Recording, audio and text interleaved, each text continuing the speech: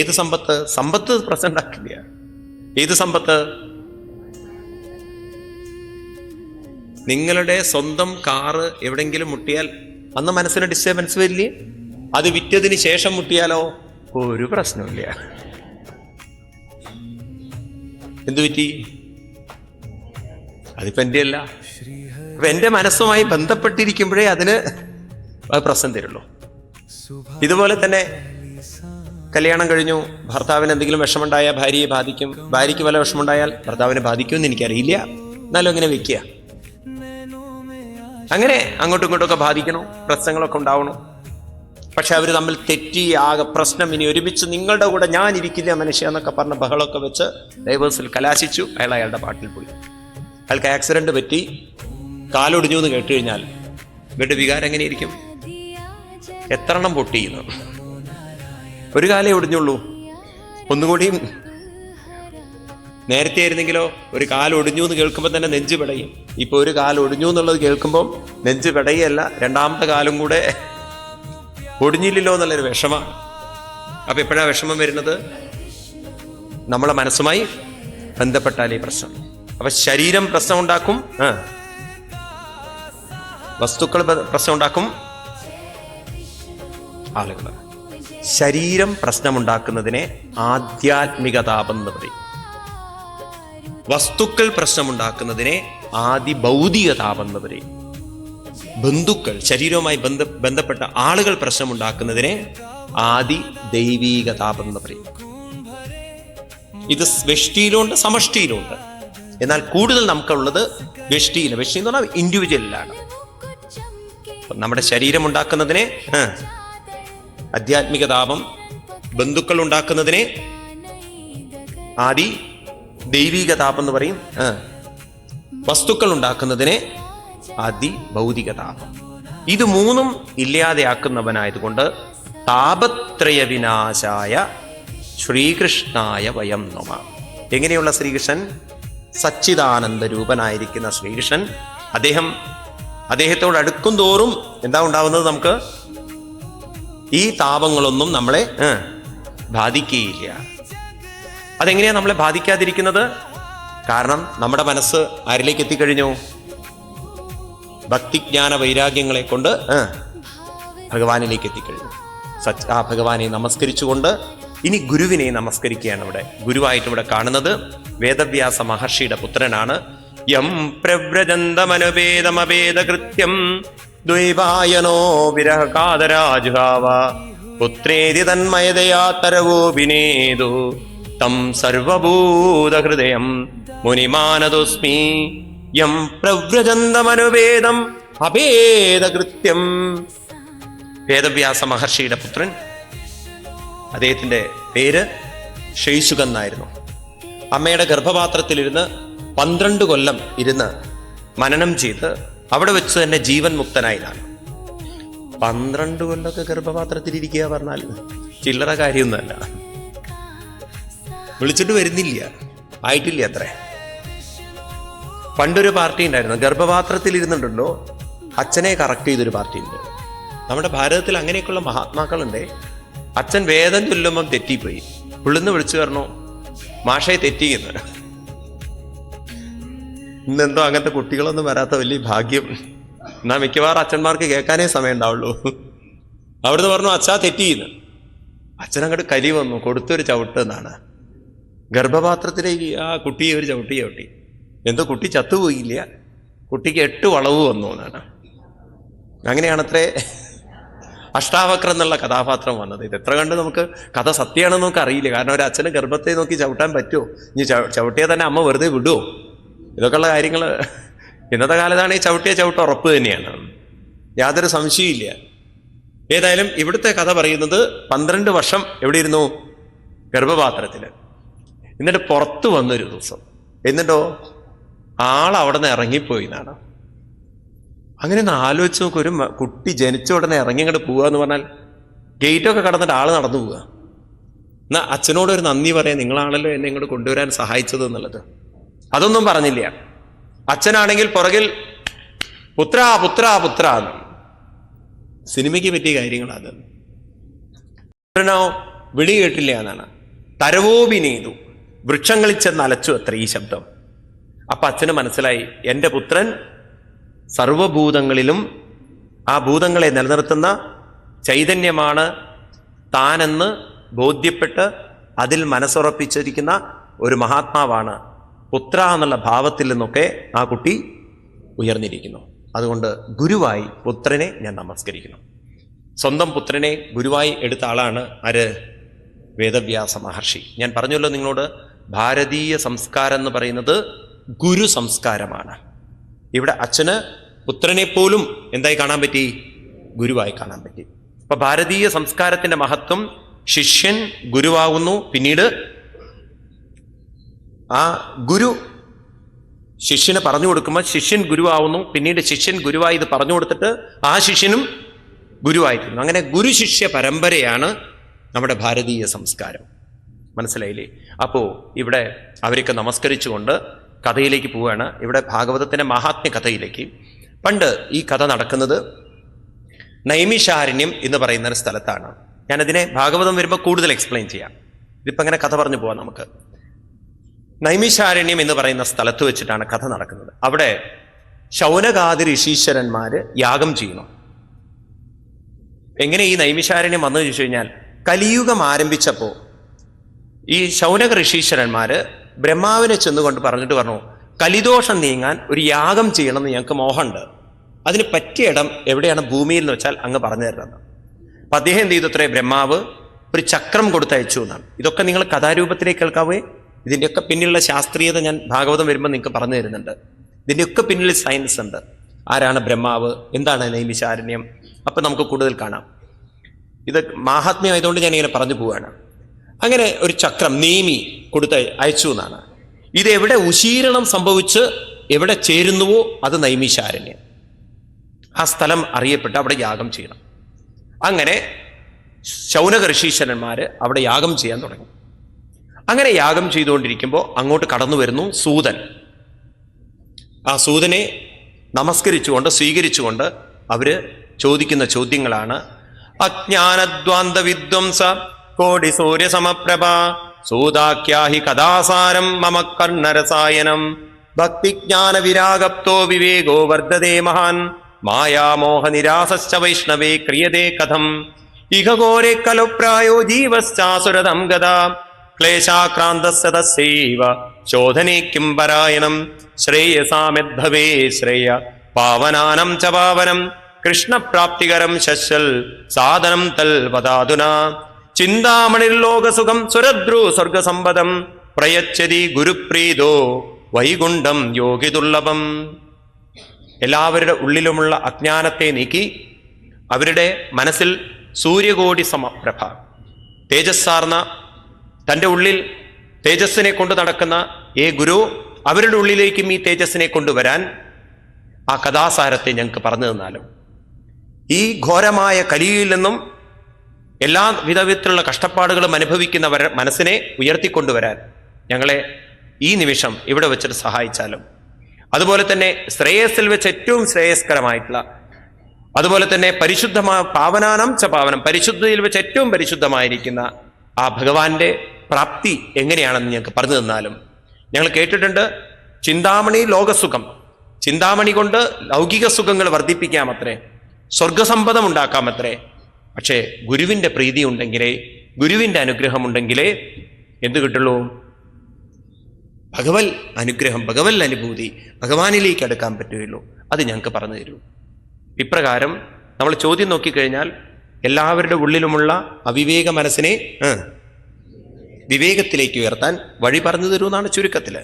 ഇത് കേട്ടപ്പോ സൂത മഹർഷി പറയാണ്: പ്രീതി ശൗനകചിത്തേതേ യദോ വശ്മി വിചാരിജ സർവസിദ്ധാന്ത നിഷ്പന്നം സംസാരഭയനാശനം ഭക്തിയോഗവർദ്ധനം യശ്ച കൃഷ്ണ സന്തോഷഹേതുകം തദഹം തേ വിദാസ്യാമി സാവധാനയാ ശൃണു കാലവ്യാളമുഖഗ്രാസത്രാസ നിർണാശഹേതവേ ശ്രീമൽ ഭാഗവതം ശാസ്ത്രം കലോകീരേണ ഭാഷിതം. എല്ലാവിധത്തിലുമുള്ള കാലദോഷം, നമ്മളൊക്കെ എങ്ങനെയാണത്രേ? കാലമാകുന്ന പാമ്പിന്റെ വായിൽ കുരുങ്ങിയിരിക്കുന്നവരാണ്. അതിൽപ്പെട്ടിരിക്കുന്നവർക്ക് അതിൽ നിന്ന് മുക്തമാവാൻ ശ്രീമൽ ഭാഗവതം ശാസ്ത്രം ഈ കലിയിൽ ആര് പറഞ്ഞിരിക്കുന്നു? വേദവ്യാസ മഹർഷിയുടെ പുത്രനായ ശ്രീശുകൻ. അപ്പൊ ഇവിടെ മരുന്ന് ഇതാണ്. അജ്ഞാനത്തിൽ നിന്നും അല്ലെങ്കിൽ അവിവേകത്തിൽ നിന്നും മനസ്സിനെ ഉയർത്താൻ വേണ്ടത് എന്ത് കേൾക്കലാണ്? ഭാഗവതം, ശാസ്ത്രം. വളരെ ശ്രദ്ധിക്കണേ പ്രയോഗം. ഈ ഭാഗവതത്തെ പുരാണം എന്നല്ല പറഞ്ഞിരിക്കുന്നത്, ഇതിനെ ശാസ്ത്രം എന്നാണ്. ശാസ്ത്രം എന്നുള്ള ശബ്ദത്തിന് അർത്ഥം, ഇതൊക്കെ നമ്മൾ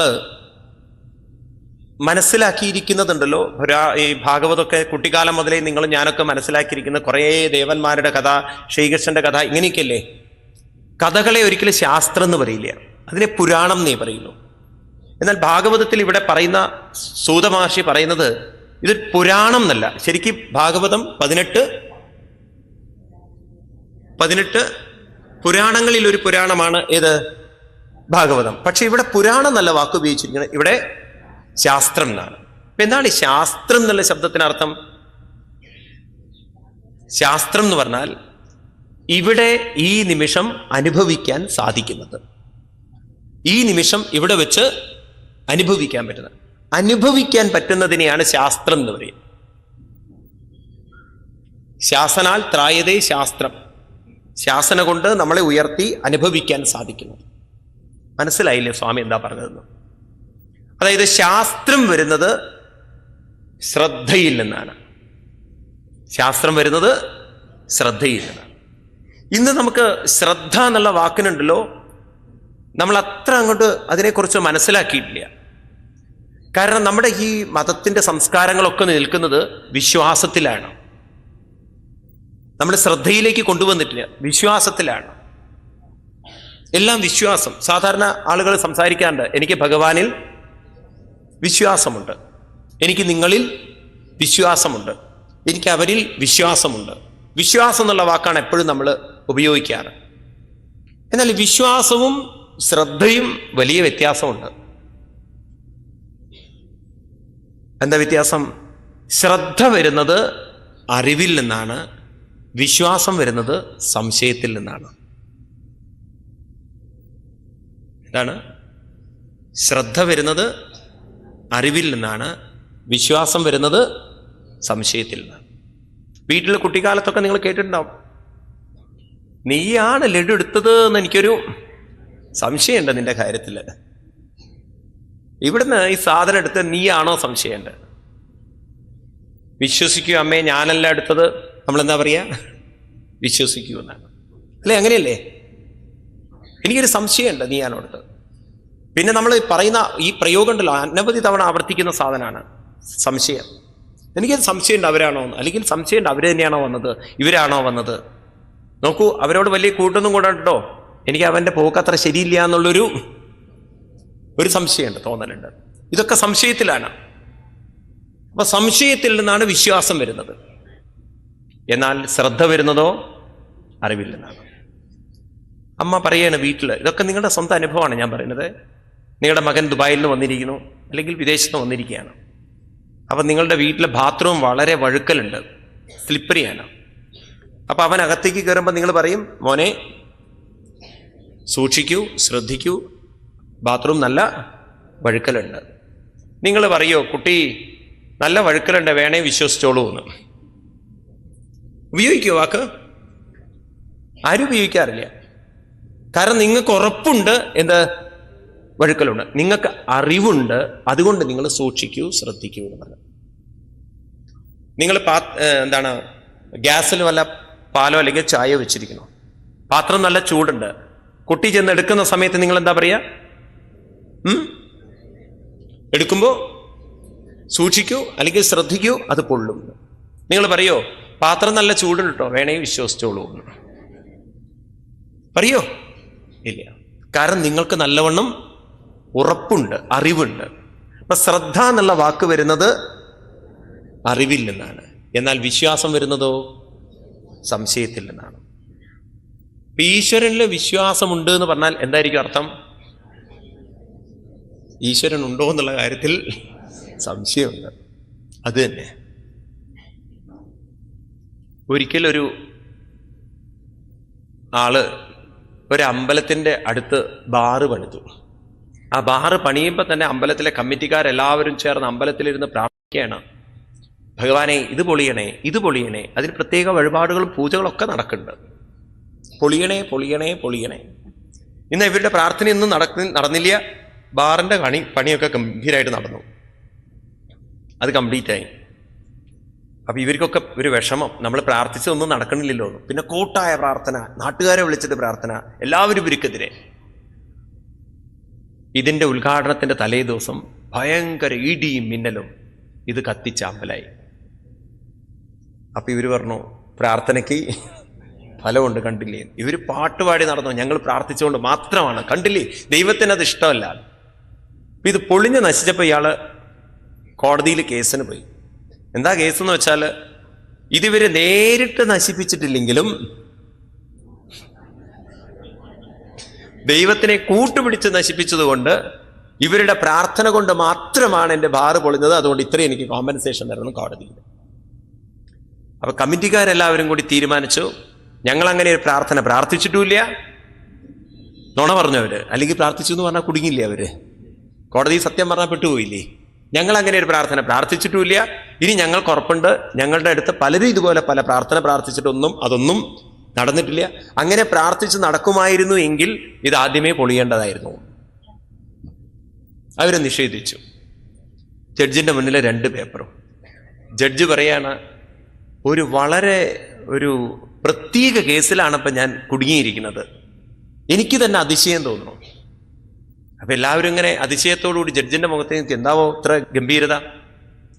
അല്ല, ഇതിലെന്താ വെച്ചാല് തീരെ വിശ്വാസം ഉണ്ടാവാത്ത ഒരാളാണ് ബാറ് പണിതത്. അയാൾക്കിപ്പോ നല്ല വിശ്വാസം വന്നിരിക്കുന്നു, ഇവര് പ്രാർത്ഥിച്ചത് കൊണ്ടാണ് പൊളിഞ്ഞത്. അയാൾക്ക് നേരത്തെ വിശ്വാസം ഉണ്ടായിരുന്നില്ല. എന്നാൽ ശരിക്കും വിശ്വസിക്കേണ്ടവരാണ് കമ്മിറ്റിയുടെ ആൾക്കാര്. അവരിപ്പോ ഉറപ്പായി വിശ്വസിച്ചിരിക്കുന്നു. അങ്ങനെ പ്രാർത്ഥിച്ചത് കൊണ്ടല്ല. ഇപ്പൊ വിശ്വസിക്കേണ്ടവനോട്ട് വിശ്വാസവും ഇല്ല, വിശ്വാസം ഇല്ലാത്തവന് നല്ലവണ്ണം. ഇതാണ് കാര്യം. ഇതാണ് നമുക്കൊക്കെ ഉള്ളത്. നമുക്കൊരു ഉറപ്പില്ലാത്തതിന് കാരണം നമ്മുടെ ഭക്തി എന്ന് പറയുന്നത് വിശ്വാസമാണ്. നമുക്ക് വിശ്വാസമല്ല വേണ്ടത്, നമുക്ക് വേണ്ടത് ശ്രദ്ധയാണ്. ശ്രദ്ധ എന്ന് പറഞ്ഞാൽ അറിവിൽ നിന്ന് വരികയാണ്. ശ്രദ്ധയിൽ നിന്നാണ് ശാസ്ത്രം വരുന്നത്. എപ്പോഴാണ് പുത്രന് ശാസ്ത്രം വരുന്നത്? എപ്പോ പുത്രൻ ബാത്റൂമിലേക്ക് കാല് വെച്ചോ അപ്പൊ അവന് ബോധ്യമായി അമ്മ പറഞ്ഞത് ശരിയാണ്. അതിനാണ് അനുഭവം എന്ന് പറയുന്നത്.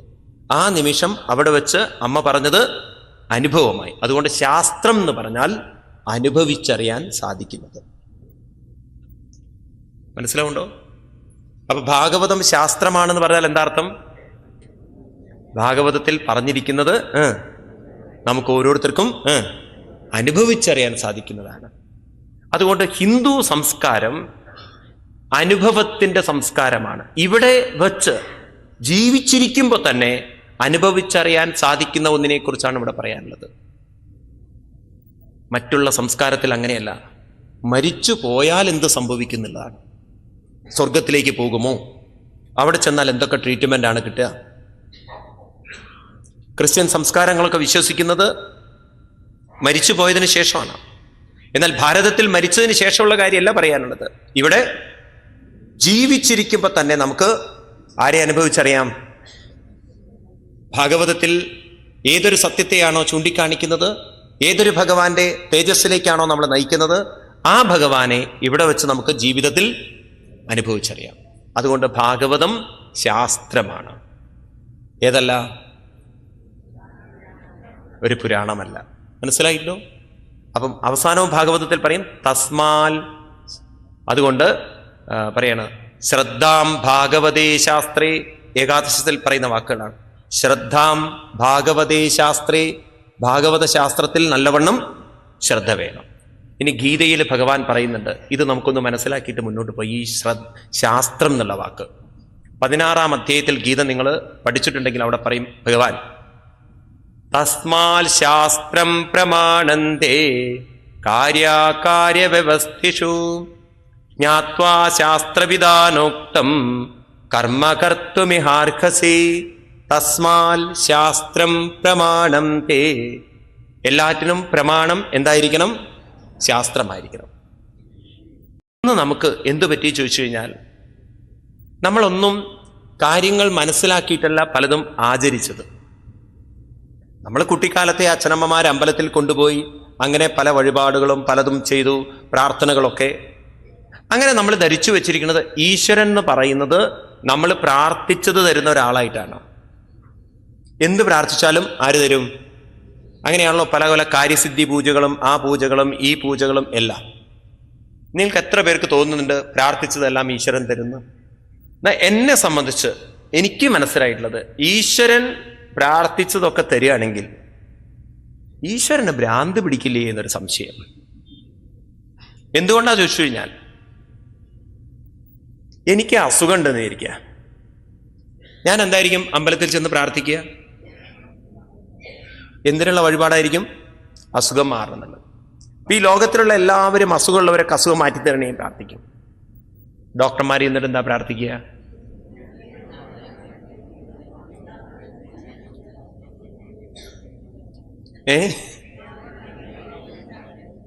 ഇത് രണ്ടും ദൈവം കേട്ട് കഴിഞ്ഞാൽ ആർക്കാ ഭ്രാന്ത് പിടിക്കുക?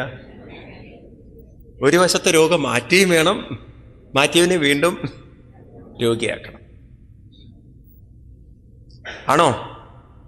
ഇനി രണ്ടാമത്, എൻ്റെ വീട്ടിൽ ചില പ്രശ്നങ്ങളുണ്ടെന്ന് വിചാരിക്കുക, കുടുംബത്തിലാകെ പ്രശ്നങ്ങൾ. ഞാൻ ചെന്നിട്ട് എന്താ പ്രാർത്ഥിക്കുക? ഭഗവാനെ ഈ പ്രശ്നങ്ങളൊക്കെ ഒന്ന് മാറ്റിത്തരണേ, ഞങ്ങൾ തമ്മിൽ സ്നേഹവും സൗഹാർദ്ദമൊക്കെ ഉണ്ടാവണേ.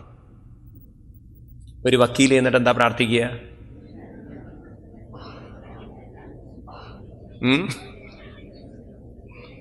ഭഗവാനെ എല്ലാ വീടുകളിലും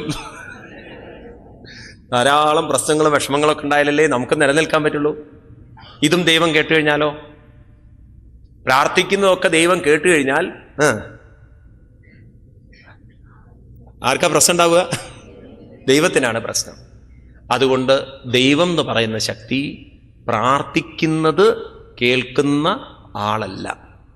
അതങ്ങോട്ട് ഉറപ്പിക്കണം നമ്മൾ. ദൈവം എന്ന് പറയുന്നത് പ്രാർത്ഥിക്കുന്നത്, അപ്പൊ കേൾക്കില്ലേ ഭഗവാൻ? കേൾക്കും. ഭഗവാൻ എന്ന് പറയുന്നത് പുറമേ ഉള്ള ഒരാളാകുമ്പോഴാണ് നിങ്ങൾ പ്രാർത്ഥിക്കുന്നത് കേൾക്കുന്ന ആളാവുന്നത്. ഭഗവാൻ എന്ന് പറയുന്നത് നമ്മുടെ മനസ്സിനെ അവിവേകത്തിൽ നിന്നും ഉയർത്തുന്ന ആളാണ്. മനസ്സിലാവുന്നുണ്ടല്ലോ? അപ്പൊ പ്രാർത്ഥിക്കണ്ടേ സ്വാമി? പ്രാർത്ഥിക്കുന്നതല്ല നടക്കുക, പ്രവർത്തിക്കുന്നതേ നടക്കുള്ളൂ. അല്ലെങ്കിൽ പ്രകൃതിയുടെ നിയമം തെറ്റും. പ്രകൃതിയുടെ നിയമം എന്ന് വെച്ചാൽ ഫലം നിശ്ചയിക്കുന്നത് പ്രാർത്ഥനയല്ല, ഫലം നിശ്ചയിക്കുന്നത് പ്രവൃത്തിയാണ്. ആണോ അല്ലയോ? ആണോ? കുട്ടി പരീക്ഷയ്ക്ക് എഴുതി വെച്ചു, 5ാം ക്ലാസ്സിൽ 6ാം ക്ലാസ്സിൽ പഠിക്കുന്ന കുട്ടി എഴുതി വെച്ചു, കേരളത്തിന്റെ തലസ്ഥാനം തൃശ്ശൂർ എന്ന്. എന്നിട്ട് വീട്ടിൽ പൂജാമുറിയിൽ നിന്ന് പ്രാർത്ഥിക്കുകയാണ്, ഹരപ്പാ കണ്ണു തുറക്കണേ, കേരളത്തിന്റെ തലസ്ഥാനം തൃശ്ശൂരാവണേ എന്ന്. മുത്തശ്ശി ചോദിച്ചു, എന്താണ് വിഡ്ഢിത്തം നീ പറയണത് എന്ന്. മുത്തശ്ശി അറിയാതെ എഴുതി വെച്ചു പേപ്പറിൽ കേരളത്തിന്റെ തലസ്ഥാനം തൃശ്ശൂരാണെന്ന്. ഇനിയിപ്പോ പ്രാർത്ഥിച്ചാൽ മാറുമോ? മാറില്ല. ഇതുപോലെ നമ്മുടെ കർമ്മങ്ങളുടെയൊന്നും ഫലം മാറ്റാൻ ആർക്ക് സാധ്യമല്ല? ദൈവത്തിന് സാധ്യമല്ല. നിങ്ങൾ നോക്കൂ, ഓരോ പുരാണങ്ങൾ എടുത്തു നോക്കൂ, രാമായണം നോക്കൂ. ദശരഥ മഹാരാജാവിന്റെ പുത്രനാണ് ശ്രീരാമസ്വാമി അല്ലേ? ആ ദശരഥ മഹാരാജാവിന്റെ അവസാനത്തെ ഗതി നോക്കൂ നിങ്ങൾ. 2 വരങ്ങൾ കൈകേയി വാങ്ങിച്ചതും തളർന്നു പോയ ദശരഥ മഹാരാജാവ് രാമൻ കാട്ടിലേക്ക് പോകുന്ന സമയത്ത് അച്ഛൻ തളർന്നു കിടക്കുകയാണ്. അവതാരമൂർത്തിയിരിക്കുന്ന ഭഗവാനോട് വേണമെങ്കിൽ അച്ഛന് തളർച്ച മാറ്റിത്തരാൻ പറയായിരുന്നില്ലേ? ശ്രീരാമസ്വാമിക്ക് സ്വയം അച്ഛൻ്റെ തളർച്ച എടുത്ത് മാറ്റാൻ പറ്റുമായിരുന്നില്ലേ? ഒരു ശ്രീരാമസ്വാമിയും അച്ഛൻ്റെ തളർച്ച എടുത്ത് മാറ്റിയിട്ടില്ല. ഉണ്ടോ? തളർന്ന് പരവശനായി രാമനെയും സീതയെയും ഓർത്ത് വിലപിച്ചുകൊണ്ടല്ലേ ദശരഥന്റെ അന്ത്യം? ആണോ അല്ലയോ? ശ്രീരാമസ്വാമി ഈശ്വരനല്ലേ? സീത ഗർഭിണി ആയിരിക്കുന്ന സമയത്ത് ശ്രീരാമസ്വാമിക്ക് നല്ല ബുദ്ധിയില്ലേ? സീതയുടെ ഗർഭത്തിന്റെ ഉത്തരവാദിത്വം എനിക്കാണ്, രാവണനല്ലാന്ന്. ഏതോ ഒരു അലക്കുകാരൻ പറഞ്ഞതിൻ്റെ പേരിൽ രാജാവെന്ന നിലയ്ക്ക് ശ്രീരാമസ്വാമി സീതയെ ഉപേക്ഷിക്കേണ്ടി വന്നു അല്ലേ? സീതയെ ഉപേക്ഷിക്കേണ്ടി വന്നു. അവതാരമൂർത്തിയായിരുന്നിട്ട് പോലും സീതയെ പ്രസവിക്കാൻ കൊട്ടാരത്തിൽ അനുവദിച്ചില്ലേ രാമൻ? ഉണ്ടോ? അത് കഴിഞ്ഞ് സീത പ്രസവിച്ചതിന് ശേഷം ആ കുട്ടികളെ പോലും കാണാൻ രാമൻ പോകുന്നില്ല. ഉണ്ടോ? നോക്കൂ നിങ്ങൾ, കർമ്മഫലത്തെ മാറ്റാൻ ഈശ്വരന്മാർക്ക് പോലും സാധ്യമല്ല. ഇനി ശ്രീകൃഷ്ണ ഭഗവാന്റെ ചരിത്രം എടുത്ത് നോക്കൂ, ധാരാളം കാണാം നിങ്ങൾക്ക്. ഏക സഹോദരിയാണ് സുഭദ്ര. ആ സുഭദ്രയുടെ പുത്രൻ യുദ്ധക്കളത്തിൽ അഭിമന്യു പെടഞ്ഞു വീഴുന്നത് കൃഷ്ണൻ നോക്കി നിൽക്കുന്നില്ലേ? വേണമെങ്കിൽ സഹോദരിക്ക് പുത്രനെ കൊടുത്ത് അനുഗ്രഹിക്കാമായിരുന്നില്ലേ? ഇനി അത് കഴിഞ്ഞ് സ്വന്തം കുലം തമ്മിൽ തല്ലി ചാവുന്നത് കണ്ണി കൃഷ്ണൻ അദ്ദേഹത്തിന് രക്ഷിക്കാമായിരുന്നില്ലേ? ഭാഗവതം പറയുന്നു, കാലരൂപ്യന്നമോദത, കാലം അതിൻ്റെ ലീലകളാടട്ടെ, ഭഗവാൻ അത് തടഞ്ഞില്ല എന്നുള്ളതാണ്. അപ്പൊ കർമ്മഫലത്തെ തടയാൻ, കർമ്മഫലത്തെ മാറ്റാൻ ദൈവത്തിന് പോലും സാധ്യമല്ല. നിങ്ങൾക്ക് എന്ത് വരുമോ അതിനെ തടയാൻ എനിക്ക് വിഷമം വരരുതേ, രോഗം വരരുതേ, ബുദ്ധിമുട്ട് വരരുതേ, കഷ്ടപ്പാട് വരരുതേ, ദുരിതം വരരുതേ, പ്രയാസം വരരുതേ എന്നൊന്നും പ്രാർത്ഥിച്ചിട്ട് കാര്യമില്ല. ഞാൻ ചെയ്തിരിക്കുന്ന കർമ്മത്തിന്റെ ഫലം, ആൽബർട്ട് ഐൻസ്റ്റീനും മറ്റും ജനിക്കുന്നതിന് മുമ്പ് ഒരു വിദ്യാഭ്യാസവുമില്ലാത്ത രത്നാകരന്റെ ഭാര്യ രത്നാകരനോട് പറയുന്ന വാക്കുകൾ, സപ്തർഷികൾ രത്നാകരനോട് ചോദിക്കുന്നത്, പോയി ചോദിക്കൂ നിന്റെ ഭാര്യയോടും മക്കളോടും, നീ ചെയ്തു കൂട്ടുന്ന പാപത്തിന്റെ ഫലം അവരും കൂടി പങ്കിട്ടെടുക്കുമോ? രത്നാകര പോയി ചോദിക്കൂ.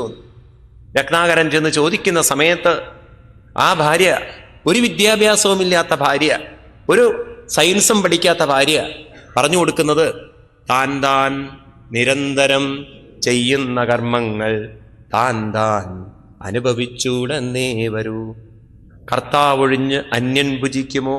വായിക്കുന്നതല്ലേ രാമായണം. അതായത് അവിടുന്ന് ചെയ്തു കൂട്ടിയിരിക്കുന്ന കർമ്മത്തിന്റെ ഫലം അങ്ങ് തന്നെ അനുഭവിക്കണം. അപ്പൊ ഈ പ്രാർത്ഥന കൊണ്ട് കാര്യമുണ്ടോ? ദുരിതം വരരുതേ, ദുഃഖം വരരുതേ, പ്രയാസം വരരുതേ, ബുദ്ധിമുട്ട് വരരുതേ, കാര്യമുണ്ടോ? ദൈവത്തിന് തട്ടി മാറ്റാൻ പറ്റുമോ? അപ്പൊ എത്ര വഴിപാടിന്റെ പൈസ ലാഭമായി നോക്കൂ നിങ്ങൾക്ക്. നിങ്ങൾ എത്ര വഴിപാടുകൾ നടത്തിയാലും നമ്മുടെ നാടൻ ഭാഷ ഉണ്ട്, വരാനുള്ളതൊന്നും വഴി തന്നില്ല. ആ പൈസ പോയി കിട്ടിയെന്നല്ലാതെ വേറെ പ്രത്യേകിച്ച് കാര്യമൊന്നുമില്ല. ഇത്രയല്ല അതില്. ഇനി രണ്ടാമത്, ഭഗവാനെ നല്ലത് വരുത്തണേ, ഇത് വരുത്തണേ, അത് വരുത്തണേ, അത് പറയേണ്ട ആവശ്യമുണ്ടോ? അതങ്ങോട്ട് ചെയ്താൽ പോരെ? അത് പ്രാർത്ഥിക്കുകയാണോ വേണ്ടത്, പ്രവർത്തിക്കുകയാണോ വേണ്ടത്? എന്നാൽ നമ്മൾ ഹിന്ദുക്കളോ നല്ല ജന്തുക്കളാണ്. എന്തുകൊണ്ട്? പ്രവർത്തിച്ചിട്ടില്ലെങ്കിലും പ്രാർത്ഥന, ഓ ഗുരുവായൂരപ്പ നല്ലത് വരുത്തണേ, ഇങ്ങോട്ട് തിരിഞ്ഞ ഭാര്യയെ മൂദേവി എന്ന് വിളിക്കും. അതും മുടക്കില്ല. എന്താ അർത്ഥമുണ്ട്? അപ്പോ പ്രാർത്ഥനയല്ല നമുക്ക് വേണ്ടത്, പ്രവൃത്തിയാണ്. അപ്പൊ കർമ്മം അതിനനുസരിച്ചിട്ടാണ് കർമ്മഫലമെങ്കിൽ കർമ്മഫലത്തെ മാറ്റാൻ ആർക്ക് സാധ്യമല്ല. അപ്പൊ പിന്നെ ഈശ്വരന്റെ റോൾ എന്താ ഉള്ളത്? അല്ല സ്വാമി ഇപ്പം പറഞ്ഞ പ്രകാരം ഇപ്പം അങ്ങനെയാണ്, ചില അമ്പലത്തിൽ പോകേണ്ട ആവശ്യമില്ലല്ലോ. പണി പകുതി കുറഞ്ഞു കിട്ടി, അമ്പലത്തിൽ പോകണം. അതെന്തിനു പോണം? അത് പ്രാർത്ഥിക്കാനല്ല പോകേണ്ടത്. അവിടെയാണ് നമുക്ക് തെറ്റ് പറ്റിയത്. നമുക്ക് വേണ്ടത് ഈശ്വരനെ ഈശ്വരനോട് അടുക്കണം, ഈശ്വരനിലേക്ക് ചേരണം, ഈശ്വരനെ അനുഭവിക്കണം. അപ്പൊ ഈശ്വരനിലേക്ക് അടുക്കാനും ഈശ്വരനിലേക്ക് ചേരാനും ഈശ്വരനെ അനുഭവിക്കാനും അതിന് ക്ഷേത്രം പ്രയോജനപ്പെടുത്തണം നമ്മൾ, വേണ്ടേ? അതിനുള്ള ഒരു അന്തരീക്ഷമാണ് എവിടെ വേണ്ടത്? ക്ഷേത്രങ്ങളിൽ. കാരണം നമ്മുടെ സംസ്കാരം ശാസ്ത്രത്തിലൂന്നിയതാണ്, അത് വിശ്വാസത്തിലൂന്നിയതല്ല. ശാസ്ത്രം എന്ന് പറഞ്ഞാൽ അറിവിലൂടെ വന്നതാണ് ശാസ്ത്രം. അത് നമുക്ക് അറിഞ്ഞ് അനുഭവിക്കാൻ സാധിക്കുന്നതാണ്. ഈ ഉദാഹരണം നിങ്ങൾ മറക്കരുത്. ബാത്റൂം വഴുക്കുന്നു എന്ന് അമ്മ പറയുമ്പോൾ അമ്മയ്ക്കത് അറിവുണ്ട്, അമ്മയ്ക്ക് അനുഭവമുണ്ട്. ഇതുപോലെ ഋഷി പറയുന്നു, നിന്നിലിരിക്കുന്ന ചൈതന്യം തന്നെയാണ് ഭഗവാൻ. ആ ചൈതന്യത്തിന്റെ സാന്നിധ്യം കൊണ്ടാണ് മനസ്സുണർന്ന് പ്രവർത്തിക്കുന്നത്. നീ ആ മനസ്സിനെ ആ ചൈതന്യത്തിലേക്ക് സമർപ്പിക്കൂ എന്ന് പറയുമ്പോൾ ഋഷി പറഞ്ഞ അറിവിനെ, അനുഭവത്തെ നമ്മൾ അനുഭവിച്ചറിയണമെങ്കിൽ നമ്മൾ എന്ത് വേണം? ബാത്റൂമിലേക്ക് കാല് വെക്കുമ്പോഴേ കുട്ടിക്ക് മനസ്സിലാവുന്നുള്ളൂ അമ്മ പറഞ്ഞത് ശരിയാണെന്ന്. ഇതുപോലെ നമുക്ക് എപ്പോഴാണ് മനസ്സിലാവുക ഈ ഋഷി പറയുന്നത്? നമ്മുടെ മനസ്സിനെ ആ ഭഗവാനിലേക്ക് അടുപ്പിക്കുമ്പോഴേ നമുക്ക് മനസ്സിലാവുള്ളൂ ഈ പറഞ്ഞതെല്ലാം ശരിയാണെന്നുള്ളത്. മനസ്സിലാവുന്നുണ്ടല്ലോ? അതുകൊണ്ട് ഈ ഭാഗവതം ശാസ്ത്രമാണ്, നമുക്കത് അനുഭവിച്ചു തരാൻ വേണ്ടിയിട്ടാണ് പറഞ്ഞിരിക്കുന്നത്. ഇതാണെങ്കിലോ ഏതസ്മാദപരം കിഞ്ചിൽ മനഃശുദ്ധി ന വിദ്യതേ ജന്മാന്തരേ ഭവേത് പുണ്യം തഥാ ഭാഗവതം ലഭേത്. ജന്മാന്തരേ ഭവേത് പുണ്യം തഥാ ഭാഗവതം ലഭേത്. ജന്മാന്തര പുണ്യം തന്നെയാണ് ഭാഗവതം കിട്ടുക. എനിക്ക് നല്ല ബോധ്യമുണ്ടേ. കാരണം കുട്ടിക്കാലത്തെ ഇതൊക്കെ കുറെ മനസ്സിലാക്കാൻ സാധിച്ചതുകൊണ്ട് വലിയ അപകടമൊന്നും ജീവിതത്തിൽ വന്നിട്ടില്ല. ഞാൻ ഒരിക്കലും വൃന്ദാവനത്തിൽ നിൽക്കുമ്പോൾ ജർമ്മനിയിലെ ഒരു പ്രൊഫസർ അവിടെ വന്നു വൃന്ദാവനം കാണാൻ. അപ്പം അദ്ദേഹം ആരോ എന്നെ ഇൻട്രൊഡ്യൂസ് ചെയ്ത് കൊടുത്തു. സ്വാമി വളരെ ഭാഗവതത്തിൽ പ്രചാരം നടത്തുന്ന ഒരു സ്വാമിജിയാണെന്നൊക്കെ പറഞ്ഞു. അപ്പം എന്നോട് പറഞ്ഞു, എന്നാൽ കുറച്ച് ഭാഗവതം പറഞ്ഞു തരുന്നു.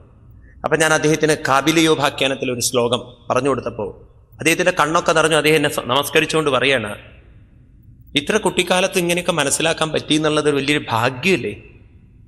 എനിക്കിപ്പോഴാണ് ഇതൊക്കെ ഒന്ന് ജർമ്മനിയിൽ എവിടെയോ ഒരാൾ ഒരു ഇസ്കോണിലാരോ ഒന്ന് പ്രഭാഷണം ചെയ്തപ്പോഴാണ് അദ്ദേഹത്തിന് ഇത് മനസ്സിലാക്കണം എന്നുള്ള താല്പര്യം വന്നതും അദ്ദേഹം വൃന്ദാവനത്തിൽ വന്നതും.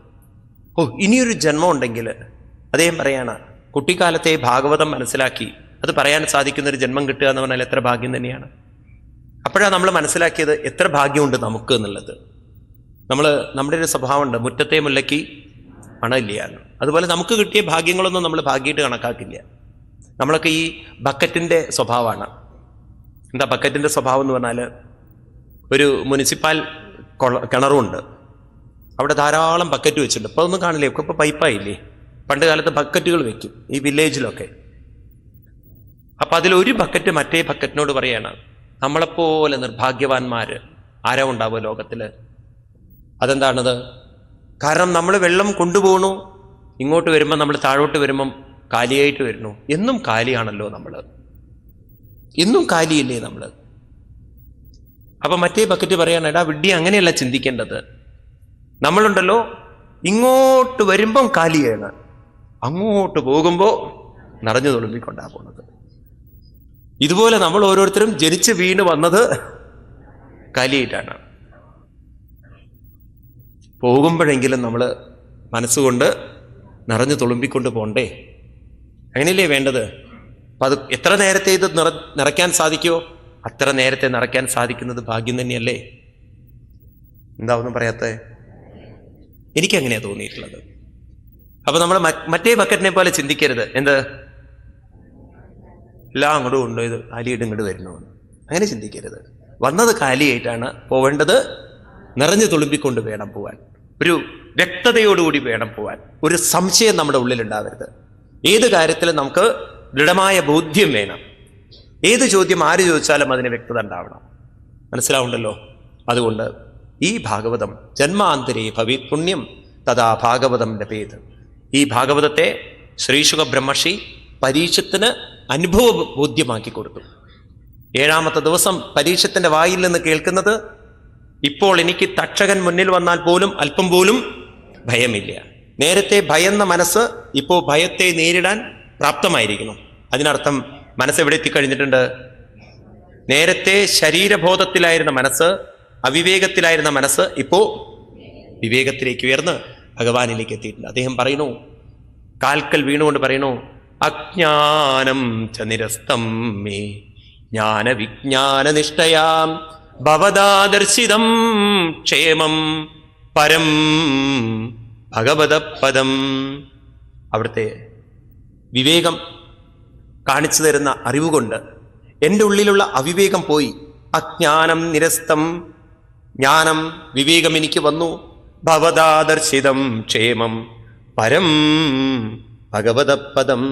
എൻ്റെ മനസ്സിപ്പോ ഭഗവാന്റെ പദത്തിൽ ഉറച്ചു കഴിഞ്ഞു. എനിക്ക് അല്പം പോലും പേടിയില്ല, ഞാനിപ്പോ തളരില്ല, ഞാൻ പതറില്ല എന്ന് ദൃഢമായി പറയാൻ സാധിച്ച ആളാണ് പരീക്ഷത്ത്. ഇതുപോലെ നമ്മൾ പറയണം, ഇനി എന്തു വന്നാലും പാലം കുലുങ്ങിയാലും അതൊരു പക്ഷെ നിങ്ങൾ പറഞ്ഞു എന്ന് വരും. മനസ്സിലായില്ലേ? നമ്മൾ ഡോക്ടറെ അടുത്ത് പോയി എന്ന് പറയാം വിചാരിക്കുക.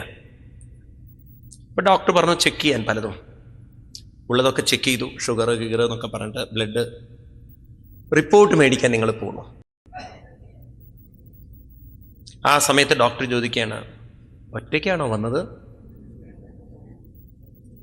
ഇങ്ങനെ ചോദിക്കുമ്പം ഇപ്പൊ നിങ്ങൾ ചിരിച്ച പോലെ ആവില്ലേ കാര്യം? ചിരിക്കുമോ? അപ്പം ഡോക്ടർ മുന്നിൽ നന്നായി ഡോക്ടർ ചോദിച്ചത്, ഇഷ്ടപ്പെട്ട ചോദ്യം. അപ്പം തന്നെ ഒരു ഷോക്ക് അടിക്കും. ഒറ്റയ്ക്കാണോ വന്നതെന്ന് ഡോക്ടർ പറയുമ്പോഴേക്കും നമ്മുടെ മനസ്സിൽ കാര്യമായിട്ട് എന്തൊക്കെയോ അപകടങ്ങളുണ്ട്. നമ്മുടെ ജീവിതം അങ്ങനെ ഒരാളെ കൊണ്ടും തളർത്താൻ, തകർക്കാൻ നമ്മൾ അനുവദിക്കരുത്. ഇതൊരു വലിയ സൈക്കോളജിക്കൽ ട്രീറ്റ്മെൻ്റ് ആണത്. കാരണം ഇന്നുണ്ടല്ലോ നമുക്ക് എളുപ്പം തളരാം. നമ്മുടെ കുട്ടികൾ സേഫാണെന്ന് നമുക്ക് പറയാൻ പറ്റുമോ? കല്യാണം കഴിച്ചു കൊടുത്താൽ സേഫാണെന്ന് പറയാൻ പറ്റുമോ? ഇന്നത്തെ നമുക്കറിയാം എങ്ങനെയാണ് എക്കണോമി അവസ്ഥ എന്നുള്ളത്. ജോലിയുടെ സുരക്ഷിതത്വം നമുക്കറിയാം. എപ്പോൾ വേണമെങ്കിലും പറഞ്ഞു വിടാൻ അല്ലേ സാധിക്കും. എത്രയോ കഴിവുണ്ടായിട്ടും എത്രയോ അറിവുണ്ടായിട്ടും കാര്യമില്ല. ഒരു പയ്യൻ ഇന്റർവ്യൂവിന് വന്നിട്ട് പ്യൂണിനോട് പറയാണ്, കഷ്ടം നിന്റെയൊക്കെ ജീവിതം ആലോചിക്കുമ്പോൾ. അതെന്താന്ന് വെച്ചു, എനിക്ക് MBA ഡിഗ്രി ഉണ്ട്, ഞാൻ എഞ്ചിനീയറിംഗ് കഴിഞ്ഞ ആളാണ്, എൻ്റെ കയ്യിൽ ലാപ്ടോപ്പ് ഉണ്ട്, എനിക്ക് ആ കഴിവുണ്ട്, എനിക്ക് ഈ കഴിവുണ്ട് എന്നൊക്കെ പറഞ്ഞപ്പോൾ നിനക്കൊക്കെ എന്താ ഉള്ളത്? ഉടനെ പ്യൂൺ പറഞ്ഞു, എനിക്കൊരു ജോലിയുണ്ട് എന്ന്. നിനക്ക് ഡിഗ്രി ഉണ്ട്, ലാപ്ടോപ്പ് ഉണ്ട്, പക്ഷെ നിനക്ക് ജോലിയില്ല. അതാ കാര്യം. എനിക്കൊരു ജോലിയുണ്ട്, അതാണ്. ഇപ്പം ഇന്നത്തെ ഒരു ജോലി സുരക്ഷിതമല്ല. ഇന്നത്തെ ചുറ്റുപാടൊക്കെ നമുക്കറിയാം. അസുഖങ്ങൾ കൂടിക്കൂടി വരികയാണ്. ശരീരത്തിന് എപ്പോൾ വേണമെങ്കിലും തളർത്താൻ പറ്റും. പ്രത്യേകിച്ച് എറണാകുളത്ത് ഏത് കൊതുകൾ കടിക്കുന്നതെന്ന് അറിയില്ല. ചിക്കനാണോ അതോ മട്ടനാണോ തക്കാളിയാണോ എന്താ നമുക്കറിയില്ല. ഈ പ്രശ്നങ്ങളൊക്കെ നമ്മുടെ ചുറ്റുമുണ്ടെങ്കിൽ നമ്മുടെ മനസ്സിനെ തളർത്താൻ ചുറ്റുപാടിന് സാധിക്കുമെങ്കിൽ നാം മനസ്സിനെ ക്രമേണ ഭഗവാനിലേക്ക് ഉറപ്പിച്ചു കഴിഞ്ഞാൽ ഏത് പ്രതിസന്ധി വരുമ്പോഴും നമുക്ക് പറയാൻ പറ്റും, പ്രശ്നങ്ങൾ ഉണ്ടായിക്കോട്ടെ, പക്ഷേ എൻ്റെ കൂടെ ഭഗവാനേ ഉള്ളൂ. ഈ ധൈര്യം നമുക്ക് മനസ്സിന് അല്പമെങ്കിലും കുറച്ചൊരു ഉയർച്ച തരില്ലേ? തീർച്ചയായിട്ടും. അതിനാദ്യം നമ്മൾ മനസ്സിലാക്കണം, ഭഗവാൻ എന്ന് പറയുന്നത് ഏത് രൂപത്തിലാണ്? എന്നിൽ നിറഞ്ഞിരിക്കുന്ന എൻ്റെ മനസ്സിനെ ഉണർത്തി പ്രവർത്തിക്കുന്ന, ഉറങ്ങുമ്പോഴും നിലനിർത്തുന്ന ശക്തിയാണ് ഭഗവാൻ.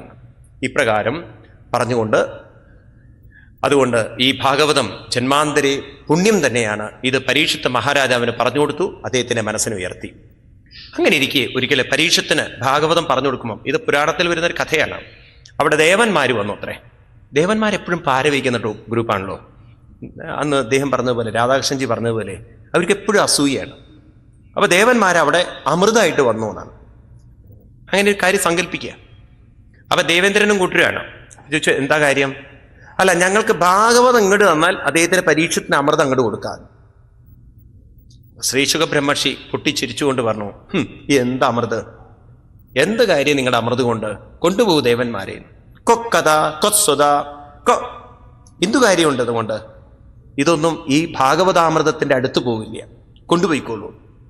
കാരണം എന്താണത്രേ, അവർക്ക് അതിൽ അത്ര താല്പര്യം, ആ ഭാഗവതത്തെ ഉൾക്കൊള്ളാനുള്ള താല്പര്യം ദേവന്മാർക്ക് കണ്ടില്ല. അതുകൊണ്ട് അവരെ പറഞ്ഞയച്ചു. പിന്നീട് മറ്റൊരു കഥ പറയുന്നത്, പരീക്ഷത്തിന് ഭാഗവതം കൊണ്ട് ഉന്നതി കിട്ടിയപ്പോൾ ബ്രഹ്മാവിനൊരു സംശയം, എന്താ ഇത്ര ഭാഗവതത്തിന് ശക്തി?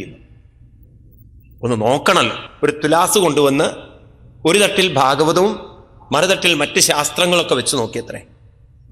അപ്പൊ കാണുന്നത്, മറ്റ് ശാസ്ത്രങ്ങൾ അപ്പോഴും അത് പൊങ്ങി നിൽക്കുകയാണ്, ഭാഗവതം താഴ്ന്നു നിൽക്കുകയാണ്. താഴ്ന്നു നിൽക്കാൻ മോശം എന്നുള്ള അർത്ഥത്തിലല്ല, എല്ലാറ്റിനേക്കാളും ഭാരം. ഇവിടെ പുസ്തകത്തിന്റെ ഭാരമല്ല, അത് വേറെ കാര്യം.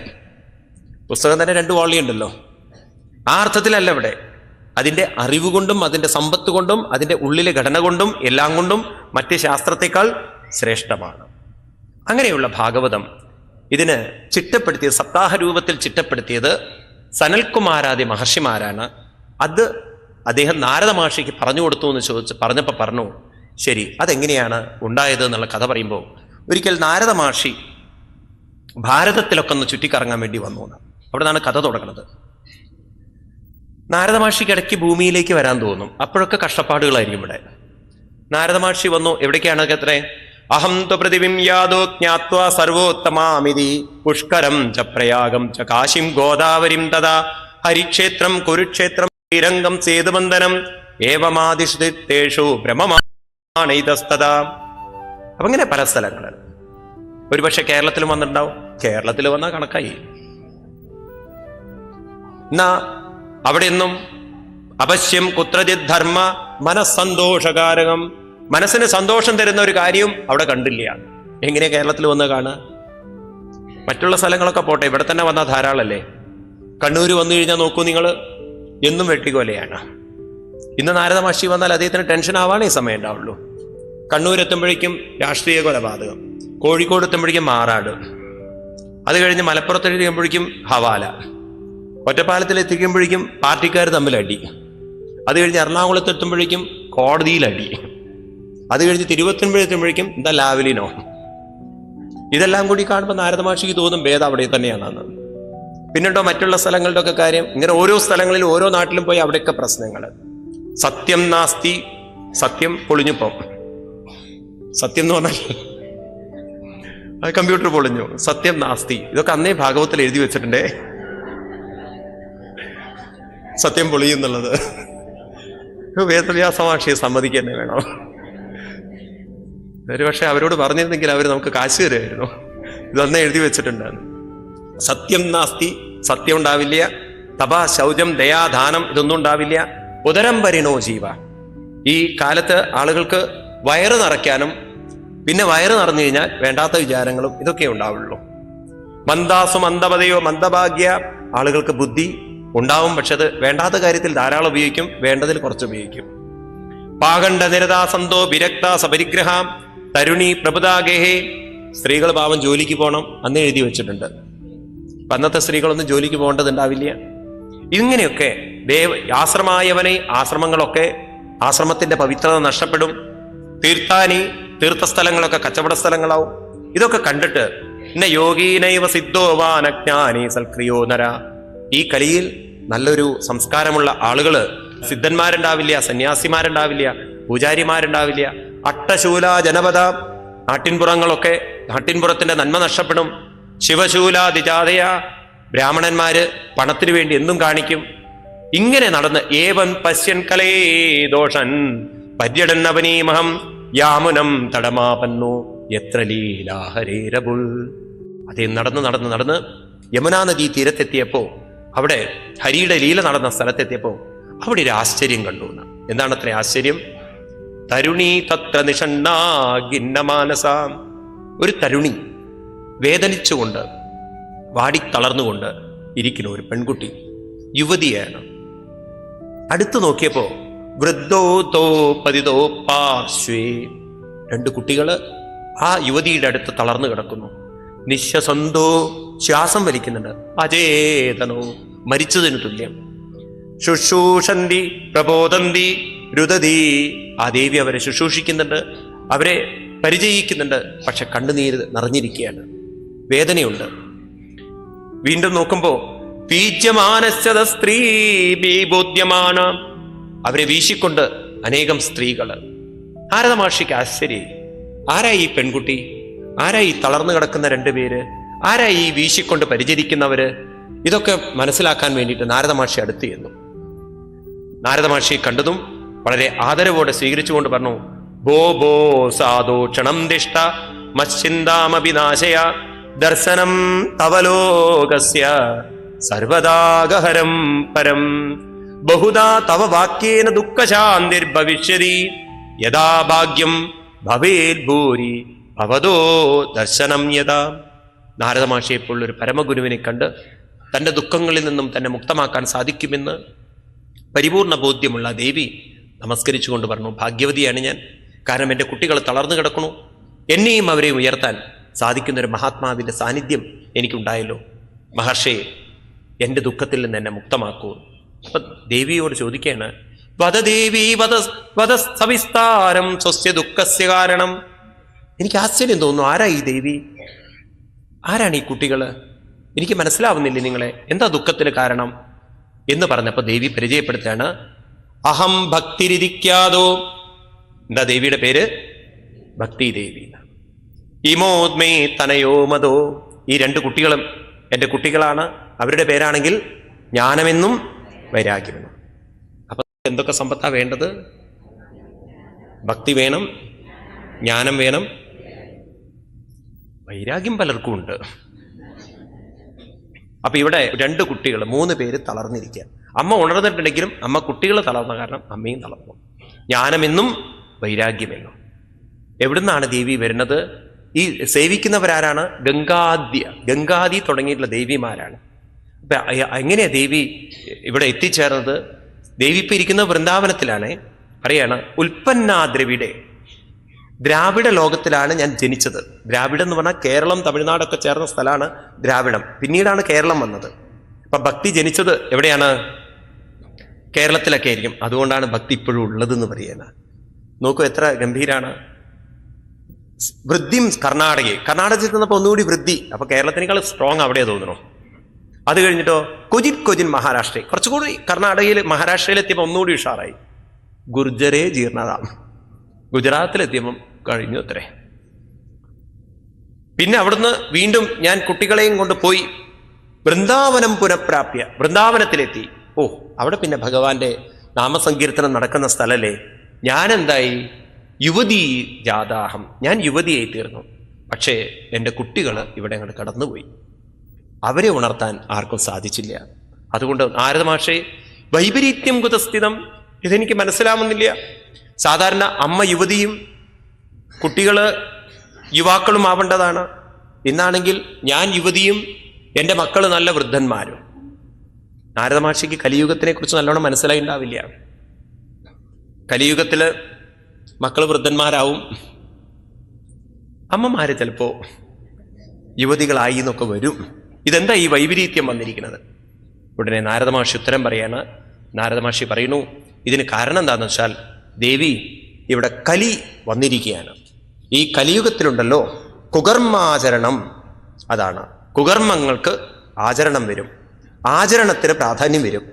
ആളുകൾ ശാസ്ത്രമൊന്നും ശാസ്ത്രാനഭ്യസനാ ചെയ്വ, ശാസ്ത്രങ്ങളൊന്നും വേണ്ട വിധത്തിൽ ആളുകൾ മനസ്സിലാക്കാതെ അന്ധമായി ആചരിച്ചുകൊണ്ടിരിക്കും. കാര്യമൊന്നും മനസ്സിലാക്കില്ല. ഒരാൾ പോയി അതിൻ്റെ തൊട്ടപ്പുറകിൽ മുമ്പേ എന്താണ്, മുൻപേ ഗമിക്കുന്ന ഗോവു തൻ്റെ പിമ്പേ ഗമിക്കും ബഹുഗോക്കളെല്ലാം. ഹിന്ദുമതത്തിന് ഇന്നൊരു വലിയൊരു എനിക്ക് തോന്നുന്ന അപജയം അത് തന്നെയായിരിക്കും. ഒരാൾ ചെയ്യുന്നതിൻ്റെ അതങ്ങോട്ട് തുടർന്ന് എന്തിനാന്നും അറിയില്ല.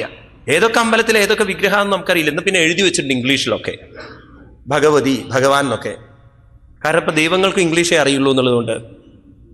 എന്തോ ഹനുമാൻ സ്വാമിയുടെ അടുത്തെത്തിയപ്പോൾ എനിക്ക് തോന്നി ഇവിടെ മങ്കി ഗോഡെന്ന് എഴുതി വയ്ക്കുമെന്ന്. എഴുതി വെച്ചിട്ടില്ല. ആരെങ്കിലും എന്തെങ്കിലും ചെയ്തുകൊണ്ടാൽ ഇങ്ങനെ നമ്മളവിടെ ചെന്ന് കുടിക്കും. എന്താണെന്നും അറിയില്ല, അയാൾ ചെയ്തു, ഞാനും ചെയ്തു, ഇത്രയേ ഉള്ളൂ. അതെന്തുകൊണ്ടാണ് ചോദിച്ചു കഴിഞ്ഞാൽ നാം ശാസ്ത്രങ്ങളെ വേണ്ട വിധത്തിൽ മനസ്സിലാക്കുന്നില്ല. നോക്കൂ, നമ്മുടെ ഇതൊക്കെ നോക്കൂ നിങ്ങൾ. ശൗനകാദി മഹർഷിമാര് യാഗം ചെയ്യുമ്പോഴും അവർക്കറിയാം ഈ യാഗം കൊണ്ട് ഉയർച്ച ഉണ്ടാവാൻ പോകുന്നില്ല. അങ്ങനെ ഉയർച്ച ഉണ്ടാകുമെന്ന് 100% ഉറപ്പായിരുന്നുവെങ്കിൽ അവരൊരിക്കലും സൂതനോട് മനസ്സിലാവുന്നുണ്ടോ? അവരാ കർമ്മം കൊണ്ട് തന്നെ പ്രശ്നങ്ങൾ പരിഹരിക്കാൻ സാധിക്കുമായിരുന്നു എന്ന് ഉറപ്പുണ്ടായിരുന്നെങ്കിൽ സൂതനോട് ഒരിക്കലും ചോദ്യങ്ങൾ ചോദിക്കുമായിരുന്നില്ല. ഇതുപോലെ ഭക്തി ദേവി നാരദ മഹർഷിയോട് വൃന്ദാവനത്തിലാണ്, അവിടെ വെച്ച് ഈ ചോദ്യങ്ങൾ ചോദിക്കുന്നുണ്ടെങ്കിൽ ഉറപ്പാണ് മനസ്സിനെ ഉണർത്തണമെങ്കിൽ ഉയർത്തണമെങ്കിൽ ഒരു ഗുരുവിന്റെ സഹായമില്ലാതെ സാധ്യല്ല. കർമ്മങ്ങളെ കൊണ്ട് സാധ്യല്ല, ഗുരുവിലൂടെ കിട്ടുന്ന ജ്ഞാനത്തിലൂടെ മാത്രമേ സാധിക്കൂ. അതുകൊണ്ട് ശങ്കരാചാര്യ സ്വാമികൾ ഗുരുവായൂർ ക്ഷേത്രത്തിൽ എങ്ങനെയൊക്കെയാണ് പൂജകൾ ചെയ്യേണ്ടതെന്ന് ചിട്ടപ്പെടുത്തി എഴുതി വച്ചിരിക്കുന്ന, കേരളത്തിൽ ജനിച്ച് അദ്വൈത സിദ്ധാന്തത്തെ ഉറപ്പിച്ചുകൊണ്ട് ഇവിടെ നിന്ന് പോയ 4 മഠങ്ങൾ സ്ഥാപിച്ചു പോയ ശങ്കരാചാര്യ സ്വാമികൾ വളരെ വ്യക്തമായി പറയുന്നു, കുരുതേ ഗംഗാസാഗരഗമനം വ്രതപരിപാലനമദവാദാനം ജ്ഞാനവിഹീന സർവമധേന മുക്തിം ഭജദിന ജന്മചദേന ഭജ ഗോവിന്ദം ഭജ ഗോവിന്ദം ഗോവിന്ദം ഭജ മൂഢമതേ. ഗംഗയിൽ കുളിച്ചതുകൊണ്ടോ കുറെ തീർത്ഥാടനം ചെയ്തതുകൊണ്ടോ എന്തെല്ലാം ചെയ്താലും മനസ്സിനെ ഉയർത്തണമെങ്കിൽ ഒരു ഗുരുവിൻ്റെ അടുത്ത് പോയി ജ്ഞാനം ഇല്ലെങ്കിൽ മുക്തിം എന്ത് കിട്ടാൻ പോകുന്നില്ല. മനസ്സിനെ ഉയർത്താൻ പറ്റില്ല. അപ്പം നമുക്ക് വേണ്ടത് ആചാരങ്ങൾ ഉണ്ടായിക്കോട്ടെ, ആചാരങ്ങളെ നമുക്ക് മാറ്റിയെടുക്കേണ്ടതുണ്ട് പലതും. അത് സന്ദർഭോചിതമായിട്ട് നമുക്ക് നോക്കാം എന്തൊക്കെയാണെന്നുള്ളത്. ശരിക്കും നമുക്ക് വേണ്ടിയിരുന്നത് ഒരു ഗുരുവിലൂടെ കാര്യങ്ങളെല്ലാം മനസ്സിലാക്കലായിരുന്നു. അതുകൊണ്ട് ഭാരതീയ സംസ്കാരം തുടങ്ങുന്നത് ശ്രവണത്തിൽ നിന്നാണ്. തുടങ്ങുന്നത് ഒരു ഗുരുവിൻ്റെ അടുത്ത് പോയി കാര്യങ്ങൾ ചോദിച്ച് ഗുരുവിൽ നിന്നും ശ്രവണം ചെയ്യലാണ്. പ്രഹ്ലാദൻ എന്ന് പറയുന്ന ഭക്തൻ പറയുന്നു, ശ്രവണത്തിൽ നിന്ന് വേണം തുടങ്ങാൻ, അല്ലേ? ശ്രവണം കീർത്തനം വിഷ്ണോ സ്മരണം പാദസേവനം അർച്ചനം വന്ദനം ദാസ്യം സഖ്യം ആത്മനിവേദനം. അർച്ചനം വരുന്നത് ശ്രവണം കീർത്തനം എല്ലാം കഴിഞ്ഞിട്ടാണ് എന്ത് വരുന്നത്? അർച്ചനം. നമ്മൾ ആദ്യം തുടങ്ങുന്നത് പോസ്റ്റ് ഗ്രാജുവേഷനിലേക്കാണ്. ശ്രവണമൊക്കെ പിന്നെ മതി, ആദ്യം അവിടെ നിന്നാണ് തുടങ്ങി. ഇനിയിപ്പോൾ നിവൃത്തിയില്ലേ, നമ്മൾ ഓൾറെഡി അവിടെ നിന്നാണ് തുടങ്ങിയിരിക്കുന്നത്. ഇനി നമ്മൾ കാര്യങ്ങളെ ഒന്നുകൂടി വ്യക്തമായി മനസ്സിലാക്കിക്കൊണ്ട് എന്ത് ചെയ്യണം എന്ത് ചെയ്യരുത്, ഇതിലൊക്കെ എന്താണ് ശാസ്ത്രത്തിന് പറയാൻ, ഭാഗവതത്തിന് പറയാനുള്ളത്, ഇതൊക്കെ മനസ്സിലാക്കാൻ പറയുന്നു. ദേവി ഭാഗ്യവതിയാണ്. ദേവിയുടെ കുട്ടികൾ തളർന്നതിന് കാരണം ഈ കലിയുഗത്തിലെ ആളുകളുടെ അന്ധമായ ആചരണം കൊണ്ടാണ്. അതുകൊണ്ട് ദേവി ഇത് നമുക്ക് മാറ്റിയെടുക്കാൻ സാധിക്കും, ദേവി വിഷമിക്കേണ്ടതില്ല എന്ന് നാരദ മഹർഷി പറഞ്ഞപ്പോൾ ആ ദേവി നാരദ മഹർഷിയുടെ പാദങ്ങളിൽ വന്നിച്ചുകൊണ്ട് പറയണു, സുരക്ഷേത്വം ജിതന്യോസി മൽഭാഗ്യേന സമാഗതാം സാധൂനം ദർശനം ലോകേ സർവസിദ്ധികരം പരം. സാധൂനം ദർശനം ലോകേ സർവസിദ്ധികരം പരം. ജയതി ജഗതി മായാം യസ്യ കായാദവസ്തേ വചനരചനമേകം കേവലം ചാകലയ്യാം. ധ്രുവപദമപി യാദോ യത്കൃപാദോ ധ്രുവോയം സകലകുശലപാത്രം ബ്രഹ്മപുത്രം നദാസ്മി. അങ്ങയെപ്പോലുള്ളൊരു മഹാത്മാവിനെ, അങ്ങയെപ്പോലുള്ളൊരു ധന്യാത്മാവിനെ കണ്ടുമുട്ടുക എന്ന് പറയുന്നതിൻ്റെ ഭാഗ്യം തന്നെയാണ്. ആ ഭാഗ്യം ഇന്ന് എനിക്ക് കൈവരിക്കാൻ സാധിച്ചിരിക്കുന്നു. ഏതൊരു മഹാനാണോ ഗർഭപാത്രത്തിലിരിക്കുന്ന കുട്ടിയെ ഗർഭപാത്രത്തിൽ വെച്ച് തന്നെ മുക്തിയിലേക്ക് ഉയർത്തിയത്, പ്രഹ്ലാദൻ എന്ന് പറയുന്ന കുട്ടിയെ മുക്തിയിലേക്ക് ഉയർത്തിയത്, ഏതൊരു മഹാത്മാവാണോ ധ്രുവനെ ധ്രുവപദത്തിലേക്ക് എത്തിക്കാൻ സഹായിച്ചത്, ആ നാരദ മഹർഷി ഇന്നെനിക്ക് എൻ്റെ മുന്നിൽ വന്ന് എൻ്റെ തളർച്ചയിൽ നിന്ന് എന്നെ ഉയർത്താൻ വന്നിരിക്കുന്നു. മഹർഷിയെ നമസ്കാരം. നാരദ മഹർഷി ആ കുട്ടികളെ ഉയർത്താൻ എന്താണ് വഴി എന്നിങ്ങനെ ആലോചിക്കുകയാണ്. കിം കറോമീതി, എന്താ ഞാൻ ചെയ്യേണ്ടത് എന്നിങ്ങനെ ചിന്തിച്ചപ്പോൾ അദ്ദേഹത്തിന് തോന്നിയൊരു കാര്യം ചെയ്യാം. കുട്ടികളെ ഉയർത്താൻ വേണ്ടിയിട്ട് വേദമന്ത്രങ്ങൾ ചൊല്ലി നോക്കാം. അപ്പം ആ കുട്ടികളുടെ ചെവിയിൽ ഉച്ചത്തിൽ ആദ്യം തന്നെ അവരെ ഒന്ന് ഉണർത്താൻ നോക്കി, അവർ ഉണരുന്നില്ല. മുഖം സംയോജ്യ കർണാന്തി, തൻ്റെ മുഖം അവരുടെ കർണത്തിലേക്ക് അടുപ്പിച്ചുകൊണ്ട് അവിടെ വെച്ചിട്ട് അദ്ദേഹം ഹേ വൈരാഗ്യ പ്രബുദ്ധ്യതാം പ്രബുദ്ധ്യതാം, ഉണരൂ ഉണരൂ വൈരാഗ്യമേ ജ്ഞാനമേ എന്നൊക്കെ അലറി. കുട്ടികൾ എണീക്കില്ല. പിന്നെയോ വേദാന്തഘോഷൈ, ഉച്ചത്തിൽ വേദമന്ത്രങ്ങൾ ചൊല്ലി, സഹസ്രശീർഷ പുരുഷ സഹസ്രാക്ഷ സഹസ്രവ, ഇങ്ങനെ ചൊല്ലി നോക്കി. കുട്ടികൾ എണീക്കണില്ല. ഗീതാപാഠൈ, ഇവിടെ ഉണ്ടല്ലോ ഭാഗവതത്തിൽ ഗീതാപാഠം ചൊല്ലിക്കേൾപ്പിച്ചു എന്നാണ്. അപ്പൊ ഭാഗവതത്തിനേക്കാളും ഒന്ന് താഴ്ത്തിയിട്ടാണ് എന്തിനെ പറയുന്നത്? ഗീതാപാഠം. അതെന്താ, ഗീത അത്ര മോശമാണോ എന്നാണോ? അല്ല, ഭാഗവതമാവുമ്പോൾ ആ ഗീതയെ ഒന്നുകൂടി നമുക്ക് രസത്തിലൂടെ അവതരിപ്പിച്ചു തരുന്നത് കൊണ്ട് വെറും ഗീത കൊണ്ട് ഒരു പക്ഷേ മനസ്സിനെ പെട്ടെന്ന് നമുക്ക് ഉയർത്താൻ സാധിച്ചൊന്നുമില്ല. കാരണം ഭാഗവതം നമുക്ക് ഓരോരുത്തരുടെയും അനുഭവങ്ങൾ പറയുമ്പോൾ ആ അനുഭവത്തിൻ്റെ ദൃഷ്ടിയിലൂടെ നമ്മൾ ചിന്തിക്കാൻ തുടങ്ങിക്കഴിഞ്ഞാൽ എളുപ്പം നമ്മുടെ മനസ്സിനെ ഉയർത്താൻ പറ്റും. അമ്മയുടെ അനുഭവം വഴുക്കുന്നു എന്ന അനുഭവം പുത്രനോട് പറയുമ്പോൾ പുത്രന് ആ ബാത്റൂമിലേക്ക് കയറുമ്പോൾ അമ്മയുടെ അനുഭവം ശരിയാണെന്ന് ബോധ്യം വരുന്നത് പോലെ കുന്തിദേവിയുടെയും ഭീഷ്മരുടെയും അനവധി ആളുകളുടെ കഥ പറയുമ്പോൾ ആ അനുഭവങ്ങളിലൂടെ നമ്മൾ കടന്നു പോകുമ്പോൾ, പേഴ്സണലായിട്ട് കടന്നു പോകല്ല, മനസ്സുകൊണ്ട് കടന്നു പോകുമ്പോൾ നമുക്ക് വേണമെങ്കിൽ നമ്മുടെ മനസ്സിനെ അവരനുഭവിച്ച അനുഭവത്തിൻ്റെ പാഠങ്ങളെ ഉൾക്കൊണ്ടുകൊണ്ട് മനസ്സിനെ ഉയർത്താൻ സാധിക്കും. അപ്പം ഭാഗവതം എന്ന് പറയുന്നത് അനുഭവങ്ങളിലൂടെ നമ്മുടെ മനസ്സിനെ ഉയർത്തുകയാണ്. എന്നാൽ ഭഗവത്ഗീതയിൽ അങ്ങനെ അനുഭവങ്ങളൊന്നും പറയുന്നില്ല, തത്വങ്ങളാണ് പറയുന്നത്. അതുകൊണ്ടായിരിക്കാം ഇവിടെ തത്വങ്ങൾ പറഞ്ഞതുകൊണ്ടും ആ കുട്ടികൾ ഉണർന്നില്ല എന്നാണ്. കണ്ണൊന്നിങ്ങനെ തുറന്നു എന്നർത്ഥം. ഗീത കേട്ടിട്ട് കുഴപ്പം ഒരു ഉയർച്ച ഉണ്ടായി. കണ്ണൊന്ന് തുറന്നു. പിന്നെയോ ജൃംബന്തു, കോട്ടുവായിട്ടു, വീണ്ടും അവിടെ തന്നെ കിടന്നു. നാരദ മഹർഷിക്ക് വലിയ വിഷമായി. അദ്ദേഹം ധ്യാനനിരതനായിട്ടിരുന്നു കൊണ്ട് ചോദിക്കുകയാണ്, ഭഗവാനെ കിം വിധേയം മയേദിശ, ഈ കുട്ടികളെ ഉണർത്താൻ എനിക്കെന്താണ് ചെയ്യാനുള്ളത്? ഉടനെ അദ്ദേഹത്തിന്റെ ഉള്ളിൽ വ്യോമവാണി, ഉള്ളിൽ ആകാശവാണി. മാ ഭൂ ഋഷേ ഖിദ്യതാമിതി ഖിദ്യതാമിതി, മഹർഷേ തളരരുത് തളരരുത്, വിഷമിക്കരുത്, ഇതിനൊരു മഹത്തായ കാര്യം ചെയ്യാനുണ്ട്, വ്യസനിക്കേണ്ട വ്യസനിക്കേണ്ട. സൽക്കർമ്മം സുരക്ഷേ ഋഷേ സൽക്കർമ്മം കുരു, ഒരു ശ്രേഷ്ഠമായ കർമ്മം ചെയ്താൽ ഈ കുട്ടികൾ ഉണരുന്നു. എന്താ കർമ്മം എന്ന് പറഞ്ഞു കൊടുത്തില്ല. ഭഗവാൻ താൻ പാതി ദൈവം പാതി എന്നല്ലേ, പകുതി ഭഗവാൻ പറഞ്ഞു കൊടുത്ത സൽക്കർമ്മം. ഒരാള് ഡ്രൈവ് ചെയ്ത് പോവുകയായിരുന്നു അത്രേ, കാറ്. അത് ചളിക്കുണ്ടിൽ പെട്ടു. അയാൾ ഉറക്കം വിളിച്ചു, ഭഗവാനെ ഗുരുവായൂരപ്പ, ഞാൻ എത്ര വട്ടം അങ്ങേ തൊഴുതിട്ടുണ്ട്, എന്തെല്ലാം വഴിപാടുകൾ ചെയ്തിട്ടുണ്ട്, എന്തെല്ലാം പ്രാർത്ഥനകൾ ചെയ്തിട്ടുണ്ട്, എത്ര പ്രാവശ്യം ശയനപ്രദക്ഷിണം ചെയ്തിട്ടുണ്ട്, താൻ പാതി ദൈവം പാതി എന്നല്ലേ, ഭഗവാനെ ഈ ചളിക്കുണ്ടിൽ വീണ കാറൊന്ന് പൊക്കണേന്ന്. അപ്പൊ അവിടെ നല്ലൊരു മല്ലൻ വന്നു. എന്നിട്ട് കാറൊന്ന് പൊക്കി അങ്ങോട്ട് 2 ചക്രം ചളിക്കുണ്ടെന്ന് പുറത്ത് കയറ്റി. 2 ചക്രം അപ്പോഴും ചളിയിൽ തന്നെ. അപ്പൊ ഇദ്ദേഹം പറഞ്ഞു, സുഹൃത്തെ, ഭഗവാൻ തന്നെ പറഞ്ഞയച്ചായിരിക്കും അങ്ങേ, ഭഗവാൻ തന്നെയാ വന്നിരിക്കണതേ, കുറെ കാലം തൊഴുതല്ലേച്ചിട്ട് വന്നതാ, ആ ചക്രം കൂടി ഒന്ന് പൊക്കി വെച്ചാൽ നന്നായിരുന്നു. ഉടനെ ഭഗവാൻ പറഞ്ഞു, താൻ പാതി. അങ്ങനെ സുഖിക്കേണ്ട സുഹൃത്തെ, പകുതി ഞാൻ ചെയ്തു, മുഴുവൻ ചെയ്തു തരുന്നെന്ന് വിചാരിക്കേണ്ട, പകുതി നീ തന്നെ ചെയ്യണം. ഇതുപോലെ നാരദ മഹർഷിക്ക് പകുതി കാര്യം മനസ്സിലായി, പറഞ്ഞു കൊടുത്തു ഭഗവാൻ. സൽക്കർമ്മം ഗുരു, എന്താ കർമ്മം എന്ന് പറഞ്ഞു കൊടുത്തില്ല. നാരദ മഹർഷി ഇങ്ങനെ മനസ്സിൽ നോക്കി, ഈശ്വര ഇനി എന്ത് സൽക്കർമ്മമാണ് എനിക്ക് ചെയ്യാനുള്ളത്, അങ്ങനെ മനസ്സിൽ വെച്ച് ആ ഒരു ഇത് വെച്ചപ്പോൾ ഉടനെ തന്നെ അദ്ദേഹത്തിന്റെ മനസ്സിൽ പറയാണ്, തത്തേ കർമാഭിദാസിന്തി സാധവ സമഭൂഷണ, സജ്ജനങ്ങൾ അങ്ങേക്കിത് പറഞ്ഞു തരുന്നു. ഓ, ഇനിയിപ്പോ ഏത് സജ്ജനാവോ ഇത് പറഞ്ഞു തരിക? ഏതായാലും ഭക്തി ദേവിയോട് പറഞ്ഞു, ദേവി ഇവിടെ ഇരിക്കും, ഞാൻ അന്വേഷിക്കട്ടെ. അങ്ങനെ നാരദ മഹർഷി അവിടെ നിന്ന് ഇറങ്ങി പുറപ്പെട്ടു. മഹാത്മാക്കളെ കാണുന്നു പലരെയും. അപ്പൊ അവരൊക്കെ പറഞ്ഞു, എന്താ മഹർഷി ഈ പറയുന്നത്, വളരെ പ്രയാസം. അവരൊക്കെ കുട്ടികളൊക്കെ ഇത് വേദം കേട്ടു, ഭഗവത്ഗീത കേട്ടിട്ട് ഉണർന്നില്ലെങ്കിൽ അസാധ്യം, ഇനി എന്താ അവിടെ ഉള്ളത്, സാധിക്കില്ല.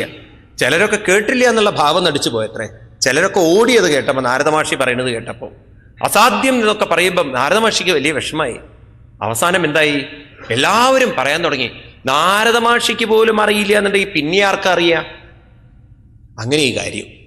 അങ്ങനെ നാരദ മഹർഷി എല്ലാവരോടും ചോദിച്ചു, ഞാൻ വേദവേദാന്ത ഘോഷം ചെയ്തു, ഗീതാപാഠം ചെയ്തു, എന്നിട്ടും ഭക്തിജ്ഞാന വൈരാഗ്യം ഉണർന്നില്ലെങ്കിൽ എന്താ ഇതിന് ചെയ്യാനുള്ളത്? ഉപായോ ന അപരോസ്തി, വേറെ ഉപായമില്ല നാരദ മഹർഷി, ഇനി വേറെ ഉപായമൊന്നുമില്ല, അങ്ങാ വഴിക്ക് പോവാതിരുന്നാ മതി പോരെ. നല്ല ആളുകളാ പറഞ്ഞു കൊടുത്ത വഴി. അവനവനോ രക്ഷിക്കാൻ പറ്റില്ല എന്നാൽ അങ്ങും രക്ഷിക്കേണ്ട. നാരദ മഹർഷി അവിടെ നിന്നില്ല. അദ്ദേഹം അവരൊന്നും പറഞ്ഞു കേട്ട് നിന്നില്ല. ബദരീവനം, നേരെ ബദ്രീനാഥിലേക്ക് പോയി. അവിടെ ചെന്നപ്പോഴോ കാണുന്നു 4 പേര്. ആരാണത്രേ? സനകാദീൻ മുനീശ്വരാൻ. ആരെയാണ്? സനകൻ, സനന്ദൻ, സനൽകുമാരൻ, സനാതനൻ. ഇവരെ 4 പേരെയും കണ്ടു. ചെന്ന് നമസ്കരിച്ചു. അപ്പൊ അവര് ചോദിക്കുകയാണ്, എന്താ അങ്ങയുടെ മുഖത്തൊരു ദുഃഖം, എന്താ വിഷാദം? മഹർഷി ഒരിക്കലും ഇങ്ങനെ ആവാറില്ലല്ലോ, എപ്പോഴും നല്ല ഉത്സാഹഭരിതനായിട്ട്, എപ്പോഴും ഭഗവത് നാമം ജ്വലിച്ചുകൊണ്ട് നടക്കുന്ന, മനസ്സിൽ നിന്ന് ഉയർന്നുകൊണ്ട് നടക്കുന്ന ഒരു തേജസ്സാർന്ന നാരദ മഹർഷി അങ്ങെന്താ ഇങ്ങനെ തളർന്നിരിക്കുന്നത്? പറഞ്ഞു, ഞാനിങ്ങനെ വരുന്ന വഴിക്ക് ദേവിയെ കണ്ടു, കുട്ടികൾ തളർന്നു കിടക്കണു, എനിക്ക് വലിയ വിഷമം തോന്നി, ഞാൻ അറിയുന്നതൊക്കെ ചൊല്ലിക്കേൾപ്പിച്ചു, കുട്ടികൾ കണ്ണു തുറന്നു എന്നല്ലാതെ ആരും എണീറ്റില്ല, നിങ്ങളതിന് ഉപായം പറഞ്ഞു തരണമെന്ന്. അപ്പം അത് കേട്ടപ്പോൾ അവർ പറയാണ്, നാരദ മഹർഷി, എപ്പോഴും ഹരിചരണത്തിലിരിക്കുന്ന ആ മഹാത്മാക്കള് അങ്ങയ്ക്കറിയാത്ത വല്ലതും ഞങ്ങൾക്കറിയുമോ? എന്താ നാരദ മഹർഷി പറയുന്നത്? അതുകൊണ്ട് അഹോ നാരദ ധന്യോസി വിരക്താനം ശിരോമണി സദാ ശ്രീകൃഷ്ണദാസാനം അഗ്രണീ യോഗഭാസ്കരം. അങ്ങേക്കറിയാത്തതായിട്ട് ഒരു മാർഗവുമില്ല. എപ്പോഴും ഭഗവാന്റെ നാമസങ്കീർത്തനം ചെയ്തു നടക്കുന്ന അങ്ങേക്ക് എല്ലാം അറിയാം.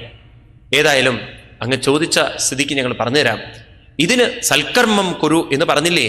സത്കർമ്മതവ നിർദ്ദിഷ്ടം വ്യോമവാചാതു യത്പുരാം തദുച്യതേ ശൃണ്വാദ്യം സ്ഥിരചിത്തേ പ്രസന്നതി ദ്രവ്യജ്ഞാ തപോ യജ്ഞാം യോഗയജ്ഞാ തദാപരേ സാധ്യായ ജ്ഞാനയജ്ഞാശ്ച തേതു കർമ്മ വിസൂചകാം. നാരദമാഷേ, ഇവിടെ ദ്രവ്യയജ്ഞമുണ്ട്, തപോയജ്ഞമുണ്ട്, യോഗയജ്ഞമുണ്ട്, പലതരത്തിലുള്ള യജ്ഞമുണ്ടെങ്കിലും ഈ കുട്ടികളെ ഉയർത്താൻ വേണ്ടത് സൽക്കർമ്മ സൂചകോ. ഏത് സൽക്കർമ്മമാണ് ചെയ്യേണ്ടത്? ജ്ഞാനയജ്ഞം. എന്താ വേണ്ടത്? ജ്ഞാനയജ്ഞം. അതേതാ ജ്ഞാനയജ്ഞം? ശ്രീമൽ ഭാഗവതാലാപം ഗീത ശുകാദിപി. ഈ ഭാഗവതം ശ്രീശുക ബ്രഹ്മർഷി പറഞ്ഞിരിക്കുന്ന ഭാഗവതം ജ്ഞാനയജ്ഞത്തിലൂടെ അവരെ കേൾപ്പിക്കണം. അപ്പൊ ഭാഗവതം ജ്ഞാനയജ്ഞമാണ് നമുക്ക് തരുന്നത്. എന്താണത്രേ? കഥായജ്ഞമല്ലത്, ഇത് ജ്ഞാനയജ്ഞമാണ്. വളരെ ശ്രദ്ധിക്കണേ. പൊതുവേ നമ്മൾ ഭാഗവതത്തെ കേട്ടിരിക്കുന്നത് ജ്ഞാനം എന്നുള്ള രൂപത്തിലല്ല, ആണോ? നമ്മൾ കേട്ടിരിക്കുന്നത് കഥാരൂപത്തിൽ. ഇത്തരത്തിലുള്ള അന്ധവിശ്വാസങ്ങളും തെറ്റിദ്ധാരണകളും മാറ്റാനാണ് ഈ മാഹാത്മ്യം പറയുന്നത്. എന്നാലേ നമ്മൾ ഭാഗവതത്തിലേക്ക് കടക്കുമ്പോൾ കുറേ കാര്യങ്ങൾ മനസ്സിലാവുള്ളൂ. ഏതായാലും ജ്ഞാനയജ്ഞം ചെയ്യാം. അതുകൊണ്ട് ഭക്തിജ്ഞാന വിരാഗാണം തദ്ഘോഷേണ ബലം മഹൽ. അവർ പൂർവാധികം ബലം ഉൾക്കൊണ്ട് വന്നിരിക്കുന്നത്. അങ്ങനെ അവര് അതിനിപ്പോ ഒരു സ്ഥലം വേണമല്ലോ. എവിടെയാണ് സ്ഥലം കണ്ടെത്തേണ്ടത് എന്നിങ്ങനെ ചോദിച്ചപ്പോ നമുക്കൊരു കാര്യം ചെയ്യാം. ഗംഗാദ്വാരമുപേയായ, ഗംഗാദ്വാരത്തിൽ ചെന്നിട്ട് തുടങ്ങാം. അവിടെ ഗംഗാദ്വാരം എന്ന് പറഞ്ഞാൽ ഇവിടെ ഹരിദ്വാറിൽ. അങ്ങനെ സനൽകുമാരാദി മഹർഷിമാര് നാരദ മഹർഷിയും കൂട്ടിയിട്ട് അവിടെ വന്ന് ജ്ഞാനയജ്ഞസ്ത്വയാ തത്ര കർത്തവ്യോ ഹ്യപ്രയക്തഃ അപൂർവരസ രൂപാച കഥാ തത്ര ഭവിഷ്യതി. അങ്ങനെ അവിടെ വെച്ചിട്ട് നമുക്ക് ഈ ഭാഗവതത്തിന്റെ ജ്ഞാനയജ്ഞം ചെയ്യാം എന്ന് പറഞ്ഞ് അവർ വരുന്നു. അങ്ങനെ ആ ഗംഗാതടത്തിലെത്തി അവർ നാരദ മഹർഷിയുടെ നേതൃത്വത്തിൽ അവര് ഭാഗവത സപ്താഹം തുടങ്ങുകയാണ്. ഭാഗവത പീയൂഷപാനായ രസലംബടാദാവന്ത്യോപ്യായു സർവേ പ്രഥമം യേ ച വൈഷ്ണവ. ആരൊക്കെയാണത്രേ അത് കേൾക്കാൻ വന്നത്? ഭൃഗു വസിഷ്ഠ ശവന ഗൗതമോ മേധാതി ദേവല ദേവരാദോ പരശുരാമൻ ഗാദീസുതശ്ചാകലോ മാർക്കണ്ഡേയ പുത്രാദിജ ദത്താത്രേയൻ പിപ്പലാദ മഹർഷി തുടങ്ങിയ അനവധി ആളുകള് ഈ ഭാഗവത സപ്താഹത്തെ കേൾക്കാൻ വേണ്ടി വന്നു എന്നാണ്. ഏതായാലും അങ്ങനെ ഭാഗവത സപ്താഹം നടന്നുകൊണ്ടിരിക്കുന്നു. ആ ഭാഗവത സപ്താഹത്തിന്റെ മഹത്വം, മഹാത്മ്യം സനൽകുമാരാദി മഹർഷിമാര് ഇവിടെ വർണ്ണിക്കുന്ന പോലെ വർണ്ണിക്കുകയാണ്. പറയാണ്, ഈ ഭാഗവതമുണ്ടല്ലോ ശ്രവണമാത്രേണ മുക്തി കരതലേ സ്ഥിത. അതുകൊണ്ട് സദാസേവ്യാം ശ്രീമൽ ഭാഗവതീ കഥാം യസ്യാ ശ്രവണമാത്രേണ ഹരിശിത്തം സമാശ്രയിൽ. ഈ ഭാഗവതം കേൾക്കുന്ന മാത്രയിൽ, ഭാഗവതം ഉൾക്കൊണ്ട ഒരു വ്യക്തിയുടെ ഹൃദയത്തിൽ ഹരി എപ്പോഴും നിറഞ്ഞിരിക്കും.